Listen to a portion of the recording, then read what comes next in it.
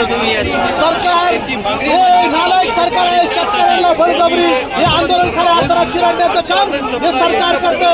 परंतु आज महाराष्ट्रातला शेतकरी पुन्हा पुढे आतापर्यंत झुकला नाही. अरे महाराष्ट्राचे दिल्लीचे हे तख्त राखतो. महाराष्ट्र माझा, हा महाराष्ट्र लढवाया आहे, हा महाराष्ट्र लढवाया आहे. हा महाराष्ट्र कधी दिल्ली समोर झुकला नाही आणि आजही झुकणार नाही आणि कधी झुकणार नाही. हा शेतकऱ्यांसाठी लढा, हा शेतकऱ्यांसाठी